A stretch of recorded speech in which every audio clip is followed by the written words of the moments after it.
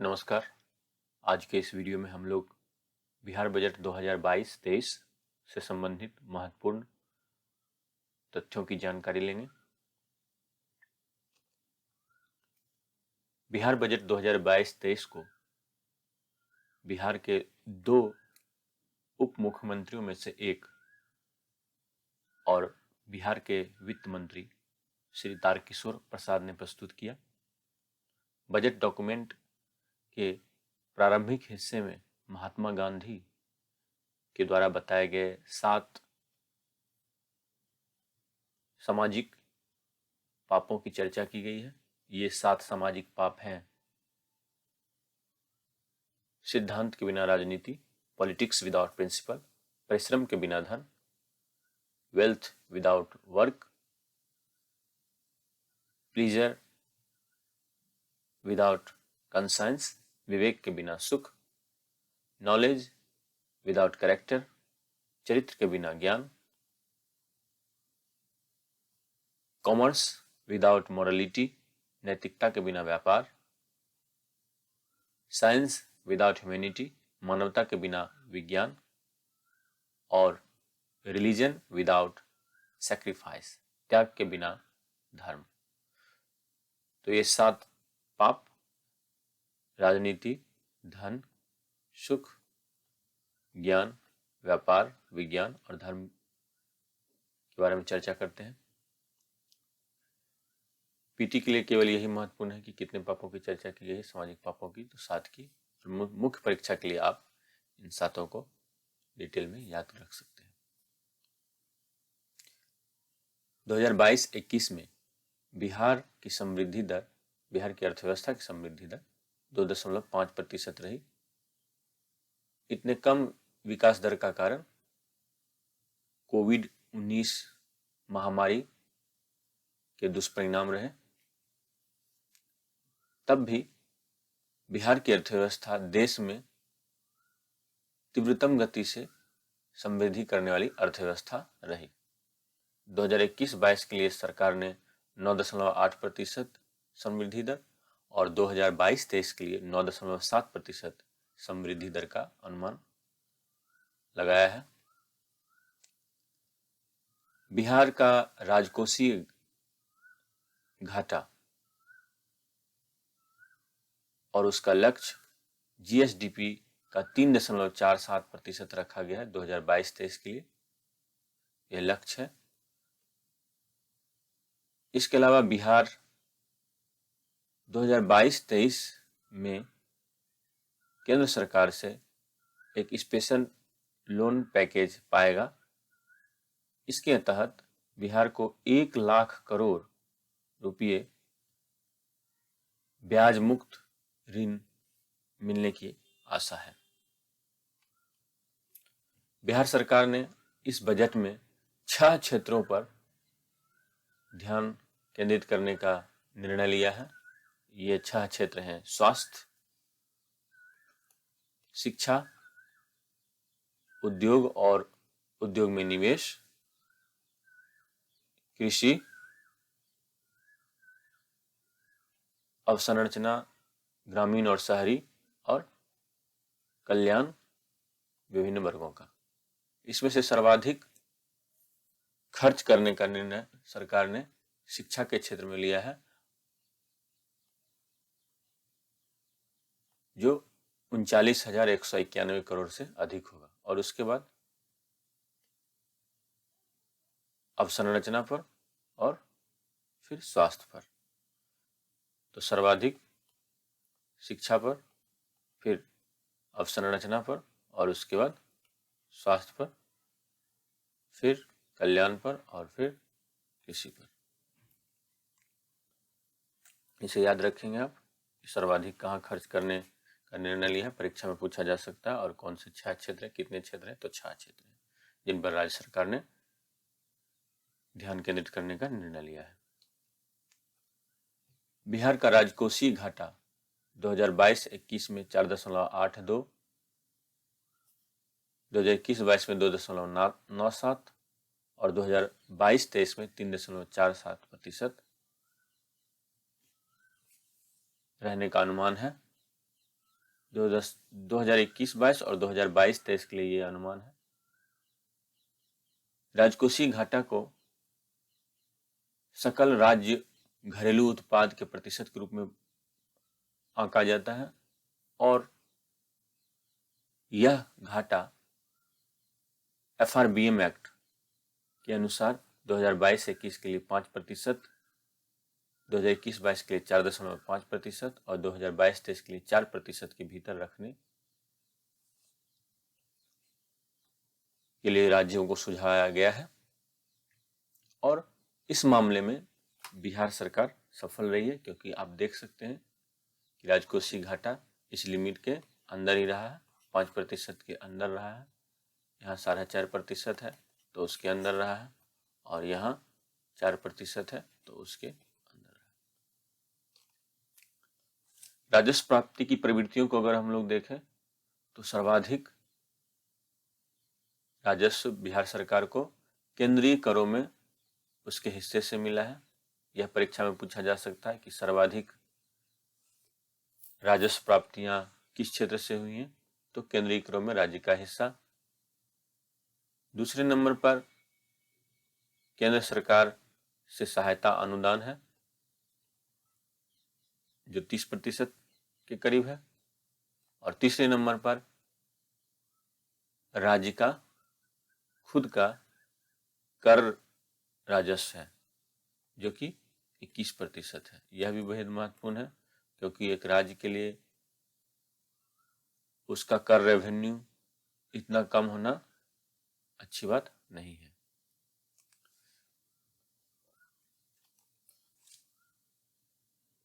क्षेत्रवार अगर व्यय संरचना को देखें तो राज्य सरकार ने सर्वाधिक खर्च सामाजिक सेवाओं पर किया है, 41%।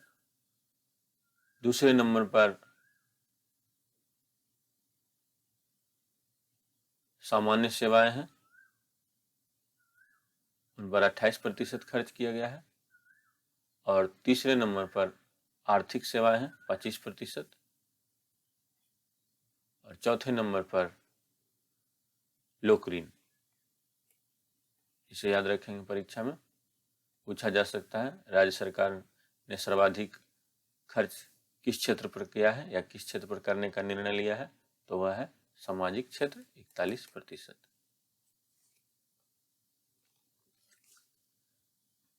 राज्य सरकार ने 2015 में 7 निश्चय की घोषणा की। 7 निश्चय 7 विभिन्न लक्ष्य थे एक प्रकार के। इनमें से पहला था आर्थिक हल, युवाओं को बल, economic solution, empowerment of youth, हर घर नल का जल, tapped water to every home, घर तक पक्की गली नालियां, मेटेलिक और metal alleys and drains to every home, शौचालय निर्माण, घर का सम्मान, construction of toilet, honour to every home, अवसर बढ़े आगे पढ़े, इंक्रीज्ड अपॉर्चुनिटीज फर्दर स्टडी, आरक्षित रोजगार, महिलाओं का अधिकार, job reservation, right of women, हर घर बिजली, इलेक्ट्रिसिटी टू एवरी होम। तो अगर हम लोग देखें तो ये 7 निश्चय जो थे वो एक प्रकार के 7 लक्ष्य थे। इनमें से 2 की प्राप्ति सरकार ने कर ली है। ये पहला है आरक्षित रोजगार, महिलाओं का अधिकार। तो महिलाओं को रोजगार में अधिकांशतः 35% का आरक्षण दिया गया और कहीं कहीं 33% का आरक्षण भी दिया गया है। हर घर बिजली भी पहुंचा दी गई है। इसके अलावा राज्य सरकार ने 8,386 पंचायतों, 534 ब्लॉक, 101 डिवीजन, सब डिवीजन और 38 जिलों को ODF घोषित कर दिया है, ओपन डिफेकेशन फ्री, यानी खुले में शौच से ये सभी मुक्त हो चुके हैं। 7 निश्चय 1 की सफलता के बाद राज्य सरकार ने 2020 में 7 निश्चय 2 की घोषणा की। ये 7 क्षेत्रों से संबंधित छोटे छोटे लक्ष्यों का एक समुच्चय है। ये 7 क्षेत्र जो 7 निश्चय के अंतर्गत आते हैं वो हैं युवा, महिला, कृषि, गांव, शहर, संपर्क और स्वास्थ्य। पहला है 7 निश्चय 2 का पहला लक्ष्य है, पहला निश्चय है युवा शक्ति बिहार की प्रगति, youth power progress of Bihar. Bihar में बहुत अधिक युवाओं की जनसंख्या का प्रतिशत है, इसलिए इस पर ध्यान सरकार ने केंद्रित किया है। इसके तहत कई सारे छोटे छोटे लक्ष्य हैं। सशक्त महिला, सक्षम महिला, एम्पावर्ड वुमन, एबल वुमन, हर खेत सिंचाई का पानी, irrigation water to every farm. स्वच्छ गांव, समृद्ध गांव, क्लीन विलेज, प्रॉस्परस विलेज, स्वच्छ शहर, विकसित शहर, clean city, developed city, easy connectivity, सुलभ संपर्कता, सबके लिए अतिरिक्त स्वास्थ्य सुविधा, extra health facility for everyone. अब हम 7 निश्चय 2 के तहत जो लक्ष्य निर्धारित किए गए उनमें से जो महत्वपूर्ण लक्ष्य केवल उन्हीं को देखेंगे परीक्षाओं के लिए, उन पर ही हम चर्चा करेंगे जिन्हें याद करना जरूरी है। तो राज्य सरकार ने निर्णय लिया है कि सभी सरकारी पॉलिटेक्निक इंस्टीट्यूट्स में सेंटर ऑफ एक्सीलेंस की स्थापना की जाएगी और इसके लिए जो नॉलेज पार्टनर होगा वो आईआईटी पटना होगा। ये याद रख लेंगे कि आईआईटी पटना नॉलेज पार्टनर होगा और यही लागू करने वाली एजेंसी भी होगी। इसके अलावा राज्य सरकार ने सभी जिलों में मेगा स्किल सेंटर की स्थापना का निर्णय लिया है, लेकिन पहले फेज में केवल 3 जिलों पटना, नालंदा और दरभंगा में इनकी स्थापना की जाएगी। दूसरे चरण में अन्य जिलों में इनकी स्थापना की जाएगी। सभी डिविजन्स में टूल रूम की स्थापना की जा रही है। तो बिहार में 9 डिवीजन है, पटना, तिरहुत, सारण, दरभंगा, कोसी, पूर्णिया, भागलपुर, मुंगेर और मगध। तो 9 प्रमंडल हैं, उन सब में टूल रूम की स्थापना की जाएगी। अविवाहित बालिका छात्रों को आगे पढ़ने के लिए, उच्च शिक्षा को परस्यू करने के लिए उन्हें आर्थिक प्रोत्साहन राशि भी सरकार देती है। इस प्रोत्साहन राशि को हम लोग याद रखेंगे। इंटरमीडिएट पास करने के बाद 25,000 रुपये दिए जाते हैं और ग्रेजुएशन पूरा करने के बाद 50,000 रुपये दिए जाते हैं। राज्य सरकार सभी जिला मुख्यालयों में वृद्ध लोगों के लिए, ओल्ड एज पीपल के लिए शेल्टर होम का निर्माण करेगी, आश्रय स्थल का निर्माण करेगी। स्वास्थ्य सुविधाओं के विस्तार के लिए राज्य सरकार ने टेलीमेडिसिन स्टूडियो की स्थापना की है और इसका नाम रखा गया है ई संजीवनी। ये याद रखेंगे, परीक्षा के लिए बेहद महत्वपूर्ण है। बिहार का कृषि विकास दर 2022-21 में 3.7% रहा, इसे याद रखेंगे। पहली बार बिहार सरकार ने यहाँ के उत्पादों को विदेशों में निर्यात किया। शाही लीची को लंदन और दुबई निर्यात किया गया और आम को लंदन निर्यात किया गया। मन की बात में प्रधानमंत्री मोदी जी ने सुखेत मॉडल की चर्चा की थी। सुखेत मधुबनी जिले का एक गांव है, ये याद रखेंगे, मधुबनी जिले का एक गांव है। यहाँ पर एक मॉडल चलाया गया जो कि क्लाइमेट रेजिलिएंट एग्रीकल्चर प्रोग्राम के अंतर्गत आता है। जलवायु प्रतिरोधी कृषि कार्यक्रम। इसके तहत गांव के विभिन्न परिवारों से गोबर और अन्य फसली अवशेष प्राप्त किए जाते हैं, उनकी वर्मी कंपोस्टिंग की जाती है, यानी एक तरह से उन्हें खाद में बदला जाता है और बदले में घर के लोगों को गैस सिलेंडर मिलता है। प्रत्येक परिवार को गैस सिलेंडर दिया जाता है। राज्य सरकार ने कृषि के क्षेत्र में 3 नए कॉलेजों की स्थापना करने का निर्णय लिया है। ये कहाँ कहाँ है, कौन कौन से, इसे आप याद रखेंगे। एग्रीकल्चर इंजीनियरिंग, कृषि अभियंत्रण का कॉलेज आरा में खोला जा रहा है। एग्रीकल्चर बायोटेक्नोलॉजी, कृषि जैव प्रौद्योगिकी का कॉलेज सबौर में खोला जा रहा है, यह भागलपुर में है। Agriculture business management, business management, कृषि व्यापार प्रबंधन का कॉलेज पटना में खोला जा रहा है। बिहार मछली उत्पादन में देश का चौथा सबसे बड़ा उत्पादक राज्य बन गया है और यहाँ प्रति व्यक्ति मछली की उपलब्धता 9.6 किलोग्राम हो गई। राज्य सरकार ने गोवंश विकास संस्थान बोवाइन और कॉ डेवलपमेंट इंस्टीट्यूट की स्थापना का निर्णय लिया है, जो कि बिहार पशु विज्ञान विश्वविद्यालय के अंतर्गत होगा, पटना में होगा ये, और इसका उद्देश्य होगा देशी गोवंश का संरक्षण और संवर्धन। बिहार राज्य फसल सहायता योजना पोर्टल को कंप्यूटर सोसाइटी ऑफ इंडिया ने ई गवर्नेंस के लिए अवार्ड ऑफ एक्सीलेंस दिया है। फसल सहायता योजना पोर्टल को दिया गया है अवार्ड ऑफ एक्सीलेंस। बिहार सरकार मोक्षधाम स्कीम के तहत प्रत्येक जिले में बिजली से संचालित शवदाह गृह का निर्माण करा रही है। स्कीम का क्या नाम है? मोक्षधाम स्कीम, याद रखेंगे। उद्योग के क्षेत्र में अगर देखें तो बिहार सरकार ने कई निर्णय लिए हैं। डोभी गया में राज्य सरकार इंटीग्रेटेड मैन्युफैक्चरिंग क्लस्टर की स्थापना कर रही है। इसके अलावा बेगूसराय में इलेक्ट्रॉनिक्स,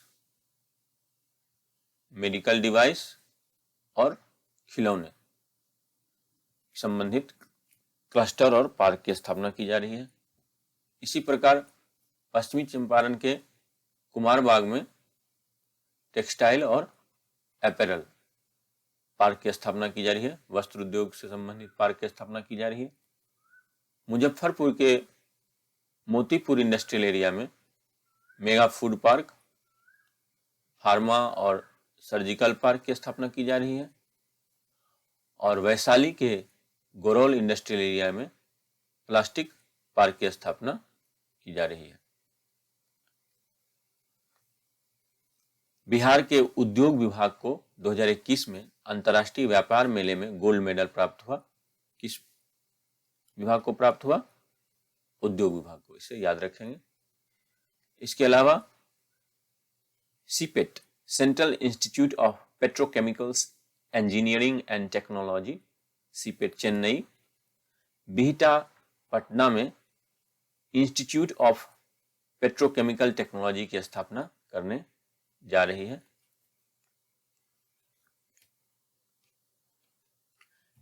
सामाजिक क्षेत्र से संबंधित महत्वपूर्ण तथ्य, मुख्यमंत्री नारी शक्ति योजना के तहत सिविल सर्विस इंसेंटिव अमाउंट प्रदान किया जाता है, सिविल सेवा प्रोत्साहन राशि प्रदान किया जाता है। प्रत्येक महिला अभ्यर्थी को बीपीएससी या यूपीएससी के द्वारा संचालित सिविल सेवा परीक्षा की प्राथमिक परीक्षा पास करने के बाद, प्रारंभिक चरण को पास करने के बाद मुख्य परीक्षा की तैयारी के लिए 50,000 रुपये और इंटरव्यू की तैयारी के लिए 1 लाख रुपये प्रदान किए जाते हैं।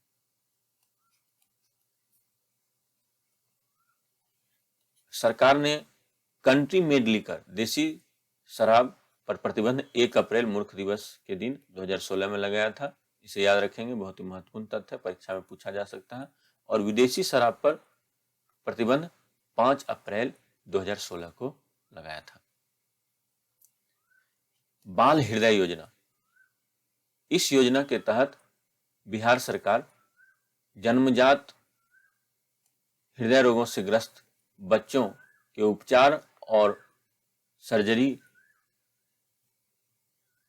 की मुफ्त सुविधा उपलब्ध कराती है।